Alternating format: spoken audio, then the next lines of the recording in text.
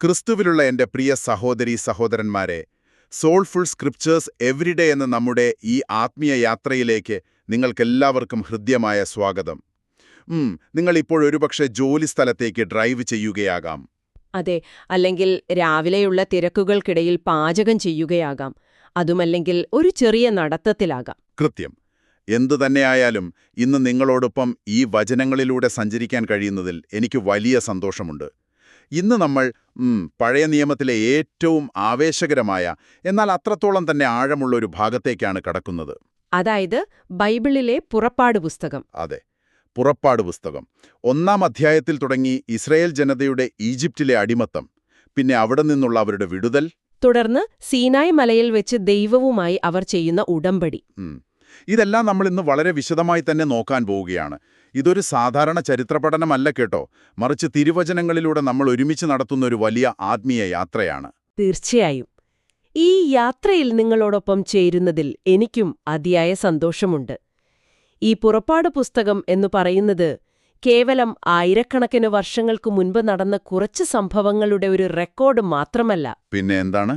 ശരിക്കും പറഞ്ഞാൽ അത് നമ്മുടെയൊക്കെ ഇന്നത്തെ ജീവിതത്തിന്റെ ഒരു കണ്ണാടി കൂടിയാണ്. മനുഷ്യന്റെ നിസ്സഹായതയും അവിടേക്ക് ദൈവം എങ്ങനെ ഇടപെടുന്നു എന്നതും ഇതിലും വ്യക്തമായി കാണിച്ചു തരുന്ന മറ്റൊരു പുസ്തകം ബൈബിളിലുണ്ടോ എന്ന് സംശയമാണ്. അത് വളരെ ശരിയായ ഒരു നിരീക്ഷണമാണ്. നമ്മൾ പലപ്പോഴും കേട്ടുപരിചയിച്ച കഥകളാണെങ്കിലും ഇതിന്റെ ചരിത്ര പശ്ചാത്തലവും ആത്മീയ സത്യങ്ങളും തമ്മിൽ എങ്ങനെയാണ് ബന്ധപ്പെട്ടിരിക്കുന്നത് എന്ന് നമ്മളിന്ന് കുറച്ചുകൂടി ആഴത്തിൽ മനസ്സിലാക്കാൻ ശ്രമിക്കുകയാണ്. ഈ വചനങ്ങൾ ഇന്ന് നിങ്ങളോട് നേരിട്ട് സംസാരിക്കുമെന്നെനിക്കുറപ്പുണ്ട്. അതെ, നമുക്ക് ആ 1-ാം അധ്യായത്തിൽ നിന്ന് തന്നെ തുടങ്ങാം. ഉൽപ്പത്തി പുസ്തകം അവസാനിക്കുന്നത് വളരെ നല്ലൊരു നിലയിലാണല്ലോ. അബ്രഹാമിനും ഇസ്ഹാക്കിനും യാക്കോബിനും ദൈവം നൽകിയ വാഗ്ദാനങ്ങൾ നിറവേറുന്നതിന്റെ സൂചനകൾ അവിടെയുണ്ട്. യാക്കോബിന്റെ കുടുംബം ഈജിപ്തിലേക്ക് വരുന്നു. യോസെഫിന്റെ സ്വാധീനം കാരണം അവർക്ക് അവിടെ നല്ലൊരു സ്വീകരണം ലഭിക്കുന്നു. അതെ, അവർ അവിടെ പെരുകി വലിയൊരു ജനതയായി മാറുകയാണ്. പക്ഷേ പുറപ്പാട് പുസ്തകം 1-ാം അധ്യായത്തിലേക്ക് വരുമ്പോൾ കഥയാകെ മാറുന്നു. ബൈബിൾ പറയുന്നു, യോസേഫിനെ അറിയാത്ത പുതിയൊരു രാജാവ് ഈജിപ്തിൽ അധികാരത്തിൽ വന്നു എന്ന്. ഒറ്റവരിയിൽ വലിയൊരു രാഷ്ട്രീയ മാറ്റമുണ്ടല്ലേ? ഭയങ്കര മാറ്റമാണ്. ഇസ്രായേൽ ജനത വളരെ പെട്ടെന്ന് തന്നെ ആദരിക്കപ്പെടുന്ന അതിഥികളിൽ നിന്നും വെറും അടിമകളായി മാറ്റപ്പെടുകയാണ്. അവരനുഭവിക്കുന്ന യാതനകൾ നമുക്ക് ഊഹിക്കാവുന്നതിലും അപ്പുറമാണ്. വെറുതെ കുറച്ച് കഠിനമായ പണികൾ ചെയ്യുക എന്നതായിരുന്നില്ല അത്. അല്ല, ചുട്ടുപൊള്ളുന്ന വെയിലിൽ ചുടുകട്ടയും ചാന്തും ഉപയോഗിച്ചുള്ള നടുവൊടിക്കുന്ന ജോലി. അവരോട് യാതൊരു കരുണയും കാണിക്കാത്ത ക്രൂരന്മാരായ ഈജിപ്ഷ്യൻ ഉദ്യോഗസ്ഥർ. അവരുടെ മനുഷ്യത്വം തന്നെ ഇല്ലാതാക്കുന്ന തരത്തിലുള്ള ഒരു അടിച്ചമർത്തലായിരുന്നത്. അതുമാത്രമല്ല, ഇതിനൊരു മാനസികമായ തലവുമുണ്ട്. ഫറവോൻ അവരെക്കൊണ്ട് പണിയെടുപ്പിച്ചത് കേവലം കെട്ടിടങ്ങൾ ഉണ്ടാക്കാൻ വേണ്ടി മാത്രമല്ല, അവരുടെ ആത്മവീര്യം തകർക്കാൻ കൂടിയാണ്. അതെ, ആത്മവീര്യം തകർക്കുക. എന്നിട്ടും അവർ പെരുകുന്നത് കണ്ടപ്പോഴാണ് ഫറവോൻ ഏറ്റവും ഭയാനകമായ കൽപ്പന പുറപ്പെടുവിക്കുന്നത്: ജനിക്കുന്ന ആൺകുട്ടികളെ മുഴുവൻ നൈൽ നദിയിൽ എറിഞ്ഞു കൊല്ലുക എന്നത്. ഒന്ന് ചിന്തിച്ചു നോക്കൂ. ഈജിപ്തുകാർ തങ്ങളുടെ ജീവന്റെ ഉറവിടമായി കണ്ടിരുന്ന, അവർ ദൈവത്തെപ്പോലെ ആരാധിച്ചിരുന്ന നൈൽ നദിയെ ഇസ്രായേലിയരുടെ കുഞ്ഞുങ്ങളുടെ ശവപ്പറമ്പാക്കി മാറ്റുകയാണ് ഫറവോൻ. ഒരു വംശത്തെ മുഴുവൻ ഇല്ലാതാക്കാനുള്ള വ്യക്തമായ ഗൂഢാലോചന. തങ്ങളുടെ കുഞ്ഞുങ്ങളെ നദിയിലേക്ക് വലിച്ചെറിയേണ്ടി വരുന്ന അമ്മമാരുടെ നിലവിളിയൊന്ന് സങ്കൽപ്പിച്ചു നോക്കൂ. ആ ജനത പൂർണ്ണമായും ഇരുട്ടിലായിരുന്നു എന്ന് വേണം പറയാൻ. ശരിയാണ്. ആ ഇരുട്ടിലാണ് ഏറ്റവും കൗതുകകരമായ ഒരു കാര്യം സംഭവിക്കുന്നത്. നമ്മൾ പലപ്പോഴും വിചാരിക്കും, ദൈവം ഇതൊന്നും കാണുന്നില്ലേ എന്ന്.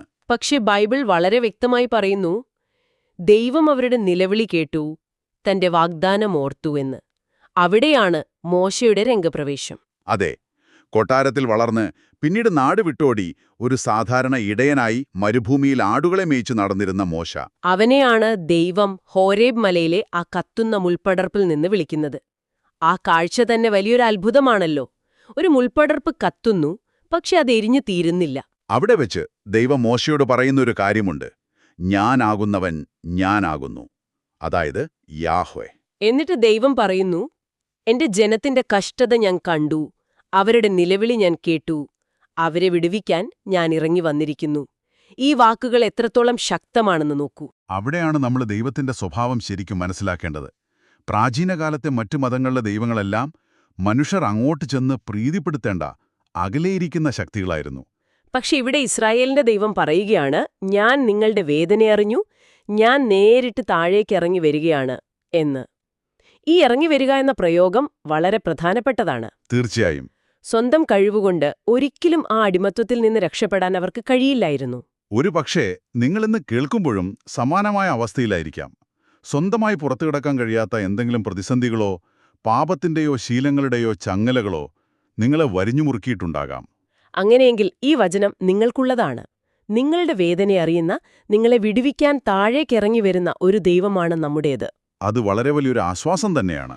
ആ ഇറങ്ങിവരവിന്റെ ഫലമായിട്ടാണല്ലോ നമ്മൾ പിന്നീട് ഈജിപ്തിലെ ആ 10 മഹാമാരികൾ കാണുന്നത്. നമ്മൾ പലപ്പോഴും സൺഡേ സ്കൂളിലൊക്കെ പഠിക്കുമ്പോൾ ദൈവം ഈജിപ്തുകാരെ പേടിപ്പിക്കാൻ വേണ്ടി കുറച്ച് അത്ഭുതങ്ങൾ ചെയ്തു എന്ന് മാത്രമാണ് ചിന്തിക്കാറുള്ളത്.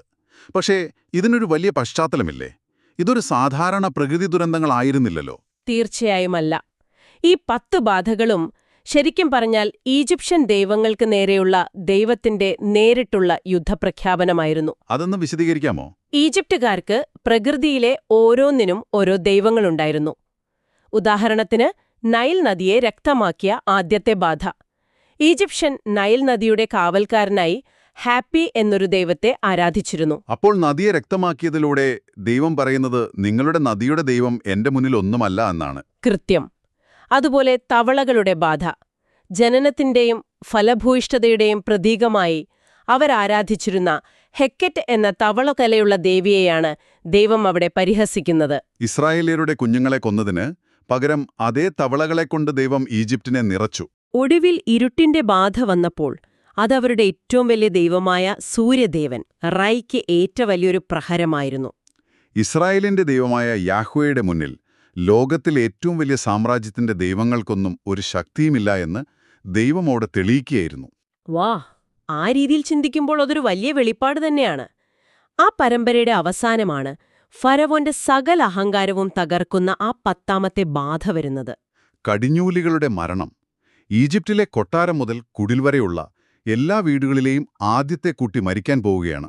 പക്ഷെ അവിടെ തന്റെ ജനത്തെ രക്ഷിക്കാൻ ദൈവം നൽകുന്ന മാർഗമാണ് നമ്മൾ ഏറ്റവും ശ്രദ്ധയോടെ മനസ്സിലാക്കേണ്ടത്. ദൈവം ഇസ്രായേൽ മക്കളോട് ഒരു കുഞ്ഞാടിനെ അറുത്ത് അതിന്റെ രക്തം തങ്ങളുടെ വീടുകളുടെ കട്ടിളപ്പിടിയിൽ പുരട്ടാൻ ആവശ്യപ്പെടുന്നു. ആ രക്തം കാണുമ്പോൾ സംഹാരദൂതൻ ആ വീടുകളെ ഒഴിവാക്കി കടന്നുപോകും. ഇതിനെയാണല്ലോ നമ്മൾ പെസഹ അഥവാ പാസോവർ എന്ന് വിളിക്കുന്നത്. അതെ, ഇവിടെയാണ് നമ്മൾ തിയോളജിയിൽ പറയുന്ന ആ വലിയ ആശയം, അതായത് പകരമുള്ള യാഗം എന്ന് നമ്മൾ പറയുന്ന ആ സബ്സ്റ്റിറ്റ്യൂഷണറി യാഗത്തിന്റെ തുടക്കം കാണുന്നത്. ഒന്ന് ശ്രദ്ധിച്ചു നോക്കൂ, കട്ടിളപ്പടിയിൽ രക്തമുള്ള വീടുകളിൽ പാപികളില്ലായിരുന്നോ? തീർച്ചയായും ഉണ്ടായിരുന്നു. ഇസ്രായേല്യരും മനുഷ്യർ തന്നെയാണല്ലോ. പക്ഷേ അവിടെ ഒരു വ്യത്യാസമേ ഉണ്ടായിരുന്നുള്ളൂ.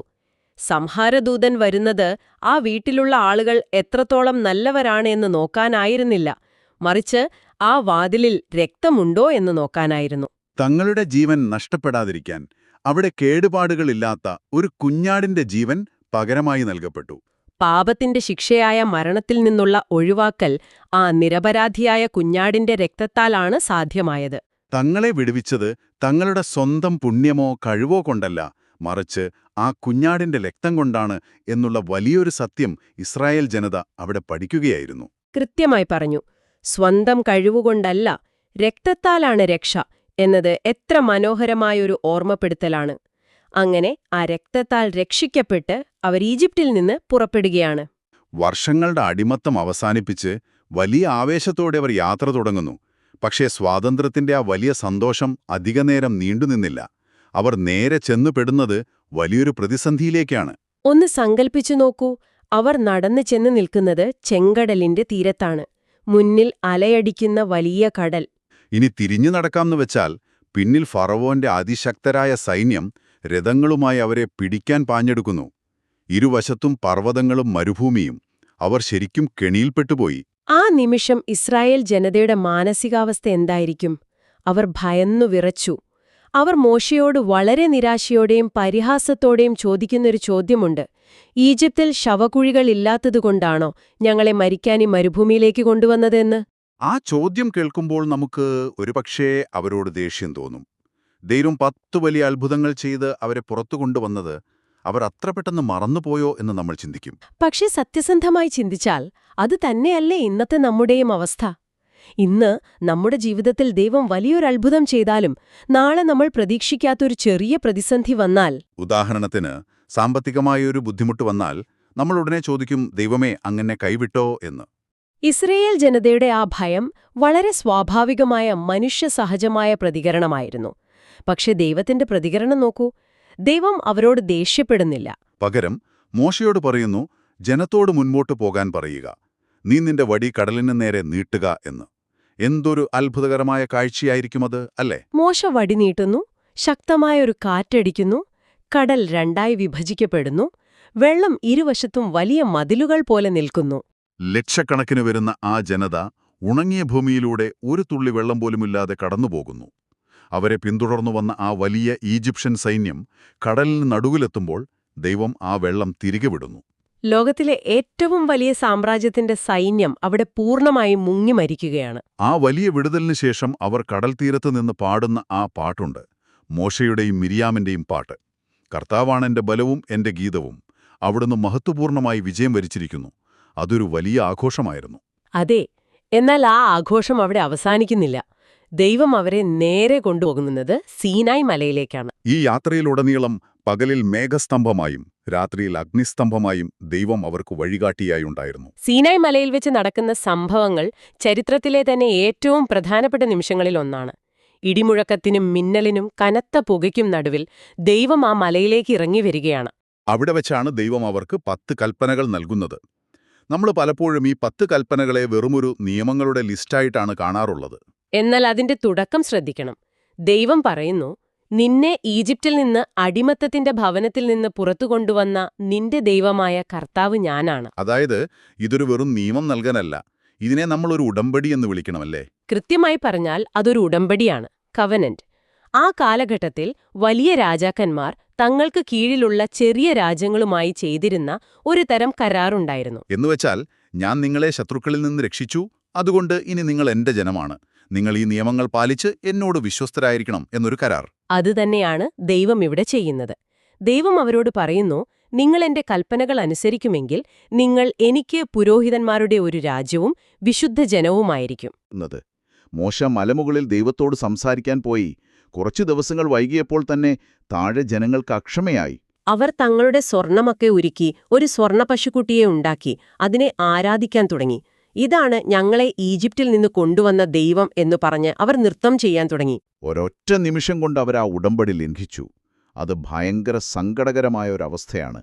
നമ്മൾ മുൻപ് പറഞ്ഞതുപോലെ നമ്മുടെ ജീവിതത്തിലും നമ്മൾ പലപ്പോഴും ഇത്തരം സ്വർണ്ണ പശുക്കുട്ടികളെ ഉണ്ടാക്കാറില്ലേ? ദൈവം നമ്മുടെ പ്രാർത്ഥനകൾക്ക് ഉത്തരം നൽകാൻ കുറച്ചു വൈകിയാൽ നമ്മൾ പെട്ടെന്ന് നമുക്ക് കാണാൻ കഴിയുന്ന, ആശ്രയിക്കാൻ കഴിയുന്ന മറ്റു പലതിലേക്കും തിരിയും. പണമോ സ്വാധീനമോ മറ്റു മനുഷ്യരോ ഒക്കെ നമ്മുടെ പുതിയ വിഗ്രഹങ്ങളായി മാറും. എന്നാൽ അവിടെ മോശ ചെയ്യുന്ന കാര്യം വളരെ വലുതാണ്. മോശ ആ ജനത്തിനു വേണ്ടി ദൈവത്തോട് കേഴുകയാണ്, മധ്യസ്ഥത വഹിക്കുകയാണ്. ാണ് കാണിക്കുന്നത്. ഇതിനുശേഷമാണ് നമ്മൾ പുറപ്പാട് പുസ്തകത്തിന്റെ ഏറ്റവും വലിയ ലക്ഷ്യത്തിലേക്ക് വരുന്നത്. ദൈവം മോശയോട് സമാഗമന കൂടാരം നിർമ്മിക്കാൻ ആവശ്യപ്പെടുന്നു. നമ്മൾ വായിക്കുമ്പോൾ ചിലപ്പോൾ തോന്നും, എന്തിനാണ് കുറേ അധ്യായങ്ങളെടുത്ത് ഇത്രയും വിശദമായി ഇതിന്റെ അളവുകളും കർട്ടനുകളുടെ നിറങ്ങളും തൂണുകളുടെ എണ്ണവുമൊക്കെ പറയുന്നതെന്ന്. എന്നാൽ ഇതിന്റെ പിന്നിലെ അർത്ഥം മനസ്സിലാക്കുമ്പോൾ നമ്മൾ ശരിക്കും അത്ഭുതപ്പെടും. ദൈവം അവരെ അടിമത്തത്തിൽ നിന്ന് സ്വതന്ത്രരാക്കിയത് വെറുതെ മരുഭൂമിയിൽ അലഞ്ഞു തിരിയാനല്ല, മറിച്ച് അവരുമായി നിരന്തരം സമ്പർക്കം പുലർത്താനാണ്. താൻ സൃഷ്ടിച്ച മനുഷ്യരോടൊപ്പം വസിക്കുക എന്നത് ഏദൻ തോട്ടം മുതൽ ദൈവം ആഗ്രഹിക്കുന്ന കാര്യമാണ്. പാപം കാരണം അത് നഷ്ടപ്പെട്ടു പോയിരുന്നു. ആ ദൈവസാന്നിധ്യം തിരികെ കൊണ്ടുവരാനുള്ള ഒരു പോർട്ടബിളായ, എവിടെയും കൊണ്ടുപോകാൻ കഴിയുന്ന ഒരു ചെറിയ ഏദൻ തോട്ടമായിരുന്നു ആ സമാഗമന കൂടാരം. അത് വളരെ മനോഹരമായൊരു ചിന്തിയാണ്.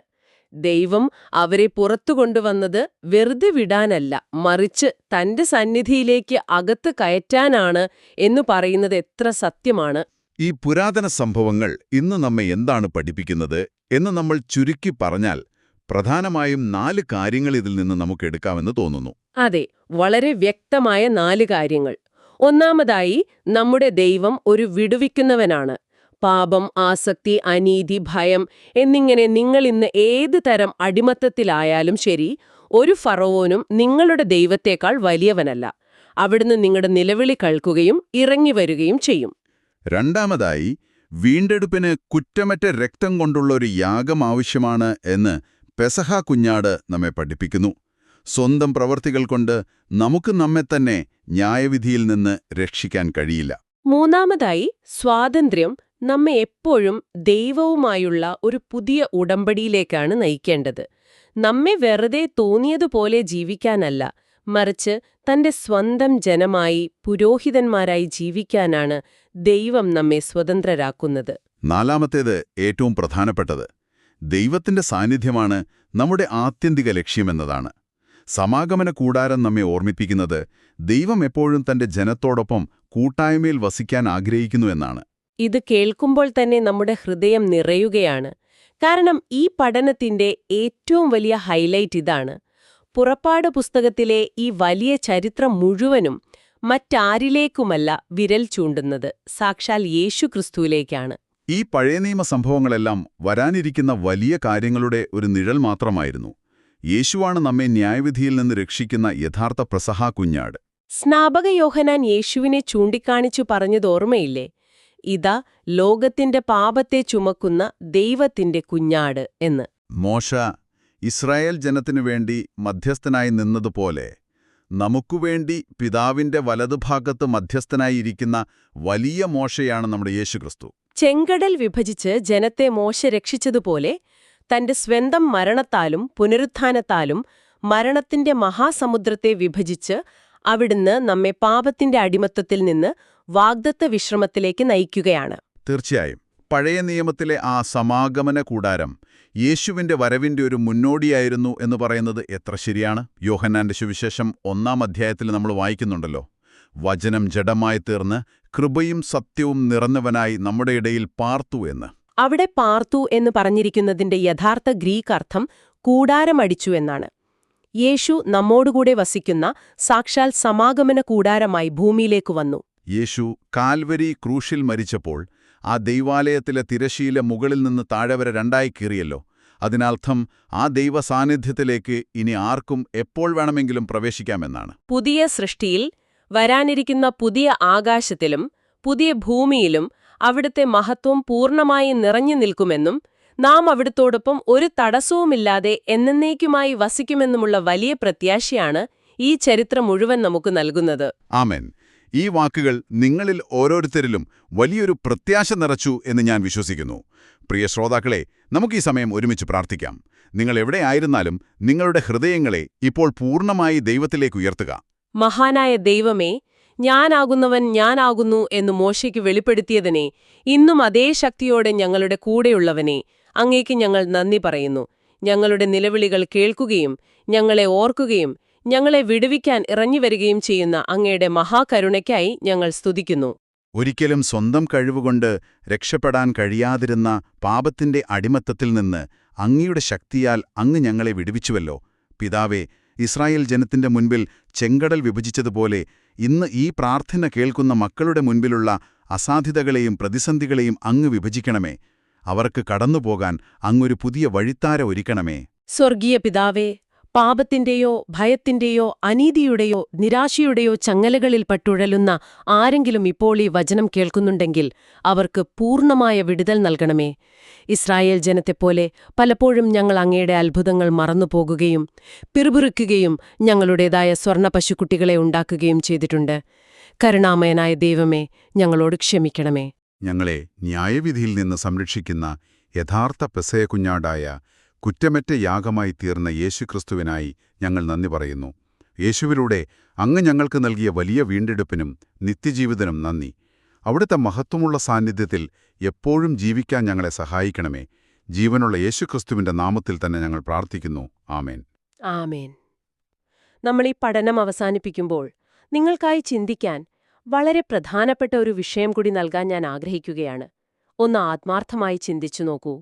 ദൈവം നിങ്ങളെ നിങ്ങളുടെ ജീവിതത്തിലെ ഈജിപ്തിൽ നിന്നും, അതായത് നിങ്ങളുടെ പാപത്തിൽ നിന്നും പഴയ അടിമത്തത്തിൽ നിന്നും ഇതിനകം പുറത്തു കൊണ്ടുവന്നിട്ടുണ്ടാകാം. നിങ്ങളിപ്പോൾ ആ പഴയ ലോകത്തല്ല, എന്നാൽ അവിടുത്തെ മഹത്വം നിറഞ്ഞു നിൽക്കുന്ന ആ ആത്മീയ സമാഗമന കൂടാലത്തിലേക്ക്, അവിടുത്തെ പൂർണ്ണമായ കൂട്ടായ്മയിലേക്ക് പ്രവേശിക്കാൻ നിങ്ങൾ നിങ്ങളെ തന്നെ പൂർണ്ണമായി വിട്ടുകൊടുത്തിട്ടുണ്ടോ? അതോ സ്വതന്ത്രനാക്കപ്പെട്ടിട്ടും ഇനിയും പഴയ മോഹങ്ങളുമായി ആത്മീയ മരുഭൂമിയിൽ വെറുതെ അലഞ്ഞു തിരിയുകയാണോ?